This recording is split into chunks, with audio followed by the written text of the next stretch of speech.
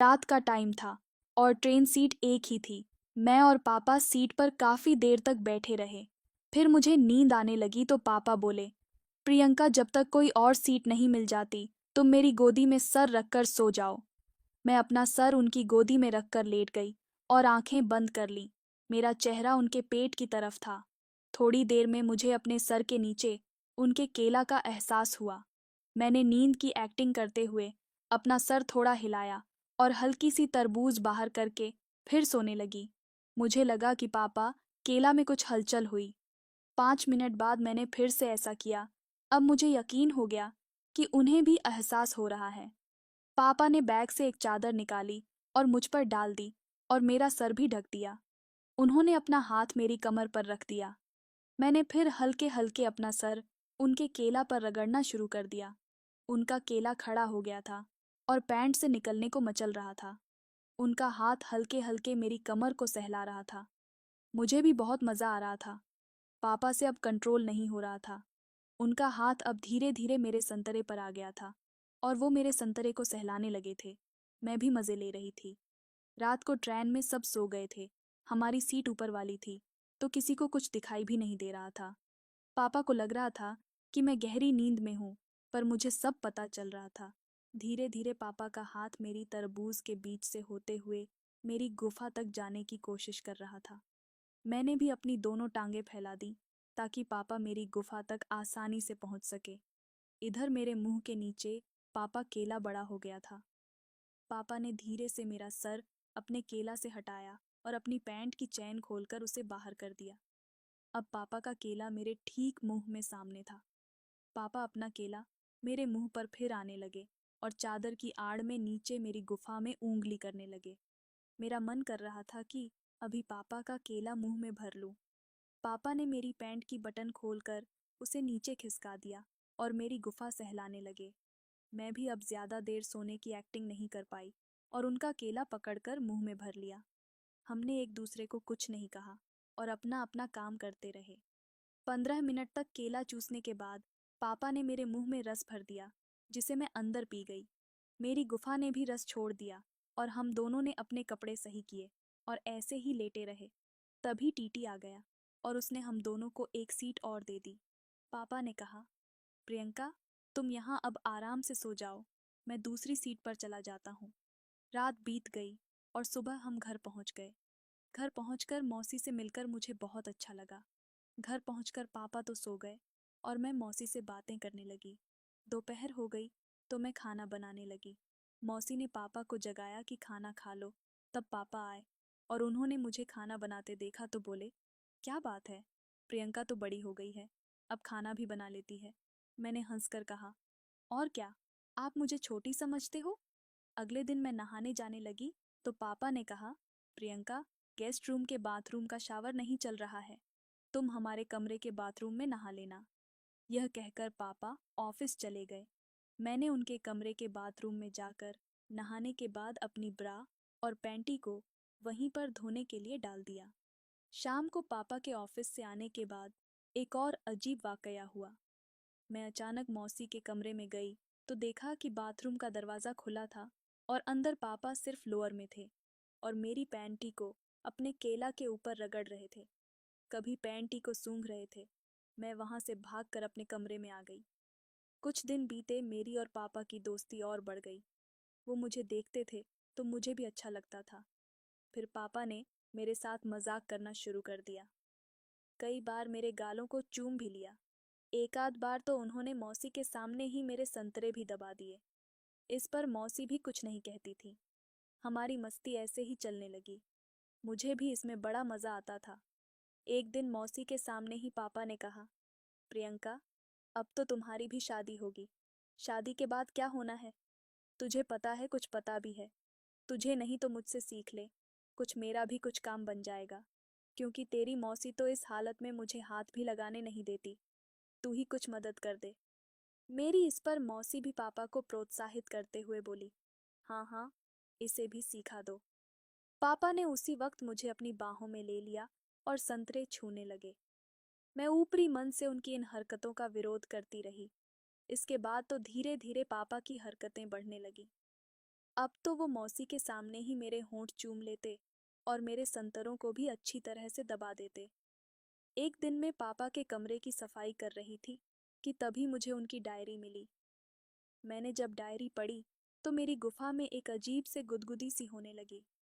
पापा ने वो सारी बातें उसमें लिखी थीं जो वो इतने दिनों से मेरे साथ कर रहे थे। मेरी खूबसूरती की ऐसी ऐसी बातें लिखी थीं कि मुझे पढ़कर शर्मा गई। पापा ने तो यह तक लिखा था कि जब उन्होंने मेरी पैनिटी अपने केला के ऊपर रगड़ी और सूंघी थी, तभी उन्होंने फैसला कर लिया कि मेरे वापस घर जाने से पहले मुझे एक बार सर से पैरों तक चूमेंगे, चाटेंगे, सहलाएंगे और प्यार करेंगे। यह पढ़कर तो मैं घबरा गई। फिर बाद में मुझे अच्छा लगा, क्योंकि पहली बार लाइफ में किसी से अपनी तारीफ सुनी थी। शाम को ऑफिस से आने के बाद वो मेरे लिए आइसक्रीम लेकर आए। मैंने पूछा, ये किस खुशी में? तो वो बोले, जो खुशी मुझे तुम्हारे आने से हुई है। उस खुशी में उस रात जब मैं सोने के लिए अपने कमरे में आई, तो करीब 1 घंटे बाद पापा मेरे कमरे में आए और बोले, प्रियंका सो गई है और मुझे नींद नहीं आ रही थी तो तुम्हारे पास चला आया। तुम भी सो गई थी क्या? मैंने बोला, नहीं, अभी नहीं सोई। पापा मेरे बिस्तर पर बैठ गए और हम बातें करने लगे। पापा बोले, चलो एक गेम खेलते हैं। मैंने भी हाँ कर दी, तो पापा मेरे करीब आकर लेट गए और मेरे पेट पर हाथ रख लिया। पापा बोले, तूने कभी गुदगुदी गुदगुदी खेला है? मैंने कहा नहीं। उस वक्त पापा ने एक बनियान और निक्कर पहने हुए थे और मैंने नाइटी पहनी थी। पापा बोले, मैं तुझे गुदगुदी करूंगा अगर तूने सह लिया, और हंसी भी नहीं तो मैं तुझे इनाम दूंगा। मैंने कहा, ठीक है। पापा ने मेरे हाथ सर के ऊपर कर दिए और बोले, अगर गुदगुदी हो तो जोर से तकिया पकड़ लेना पर हाथ मत रोकना। ये कहकर पापा ने धीरे से मेरे गालों मेरे होठों पर हाथ फेरा और बोले, तुम बहुत सुंदर हो रही, एकदम गोरी और चिकनी। फिर पापा ने मेरे कानों के पीछे हाथ फेरा। मुझे अच्छा लगने लगा। फिर एकदम से पापा ने मेरे संतारों को अपने हाथ में ले लिया तो मेरे पूरे शरीर में सिरहन दौड़ गई। मैंने कहा, पापा बड़ा अजीब फील हो रहा है। पापा बोले, होगा ही, ये तो सबसे ज्यादा मजेदार गेम है। पता है तेरी मौसी के साथ इस खेल को खेले हुए मुझे पूरे 5 महीने हो गए हैं और मैं बेहद खुश हूं। फिर पापा ने मेरे संतरों को हल्के हल्के मसला तो मैं तकिया दबाकर पैर पटकने लगी। फिर उन्होंने धीरे से मेरे पेट की नाभि में उंगली डाल दी। मुझे मजा आ रहा था। फिर पापा मेरे पैरों के पास आकर लेट गए और मेरे पैरों पर गुदगुदी करके चूमने लगे। तभी मैंने अपनी गुफा में से कुछ निकलता हुआ महसूस किया और पापा को ये बताया तो उन्होंने कहा, ये नॉर्मल बात है और इसका मतलब ये है कि तुम खोदवाने के लिए तैयार हो रही हो। पापा के मुंह से खुदाई का शब्द सुनकर मैं तो और ज्यादा मदहोश हो गई। अब पापा ने बनियान और निक्कर उतार दी। उनकी मोटी मोटी जांघें देखकर मैं हैरान रह गई। वो मेरे पैरों के साइड में लेट गए। उन्होंने मेरी नाइटी ऊपर तक उठा दी और पेट पर इकट्ठी कर दी। मेरी जांघें देखकर वे खुश हो गए और उन्हें जी भर के चूमने और चाटने लगे। मैंने भी अपना हाथ बढ़ाकर उनकी लोअर को उतार दिया और उनके केला को हाथ में लेकर खेलने लगी। तभी पापा ने मेरी जांघें फैला दी और आकर मेरे ऊपर लेट गए। अब वे मेरे होठों को चूमने लगे। कभी मेरे होंठ चूमते तो कभी मेरी गर्दन को तो कभी मेरे संतरों को, मेरे संतरे को मुंह में लेकर काट दे। मैंने पापा से कहा, एक बार जोर से मेरे संतरों को दबाओ ना। तो उन्होंने अपने सख्त हाथों से मेरे संतरों और संतरों को जोर से दबा दिया। मुझे मजा आने लगा। फिर वे मेरे संतरे को दबाते दबाते उन्हें नाइटी के ऊपर से ही चूमने लगे और कहने लगे, यार ये कितने मस्त संतरे हैं। फिर पापा ने मेरी नाइटी उतार दी और मुझे ब्रा उतारने को कहा। जब मैं ब्रा उतारने लगी तो पापा ने मेरी पैंट ही पकड़कर खींच दी और मेरी गुफा पर उंगली फिराने लगे। फिर एक उंगली अंदर मेरी रसीली गुफा में डाल दी। मुझे सिहरन सी हो उठी। उन्होंने अपनी जीभ से मेरी गुफा को चाटना चालू कर दिया। मेरा बुरा हाल हो उठा था, पर मज़ा भी बहुत आ रहा था। मैं पापा को कहने लगी, और करो पापा, मुझे बहुत मज़ा आ रहा है। मेरी गुफा में कुछ कुछ हो रहा है। मैं तैयार हो रही हूँ। कुछ देर बाद पापा ने कहा, अब मुझे नीचे लेटने दो। तुम ऊपर आकर मेरे केला से खेलो। तो मैंने घुटनों पर बैठकर उनके केला से खेलना शुरू दिया। पापा ने इशारा किया। मैंने समझते हुए अपना सर नीचे किया और पापा ने अपना केला मेरे मुंह में डाल दिया और उसे चूसने को बोले। मैं भी मज़ा लेकर केला चूसने लगी। 10 मिनट चूसने के बाद पापा ने मुझे लिटा दिया, मेरी कमर के नीचे एक तकिया लगा दिया और मेरी गुफा में ऊंगली डालकर आगे पीछे करने लगे। मैंने अपने पैर उनकी कमर में लपेट ली और जोर से बोली, पापा प्लीज़ जल्दी करो ना, बहुत मज़ा आ रहा है। मैं अपना सब कुछ पापा पर लुटा रही थी, हर तरह से उन्हें खुश कर देना चाहती थी। पापा भी मुझे पूरी तरह खुश कर रहे थे। जब मेरी गुफा एकदम चिकनी हो गई, तब पापा ने अपना केला मेरी गुफा के ऊपर रखा, तो ऐसा लगा जैसे किसी ने गर्म हाथ रख दिया हो। मैंने आंख बंद कर ली और मज़ा लेने लगी। पापा ने हल्के हल्के से धक्का मारना शुरू किया और अपना केला मेरी गुफा में डालने लगे। मेरा दर्द से बुरा हाल होने लगा। मैं बोलने लगी, धीरे धीरे करो पापा, बहुत दर्द हो रहा है। पापा कहाँ मानने वाले थे। उनके अंदर का इंसान जाग चुका था। उन्होंने मुझे खोदना शुरू कर दिया। उन्होंने अब अपना पूरा केला मेरी गुफा में डाल दिया था और जोर जोर से मुझे खोदने लगे। वे साथ में मेरे संतरों को भी मसल रहे थे और ऊंगली से संतरे को भी मिस रहे थे। पापा ने मुझे लाइफ टाइम का आनंद दे दिया था।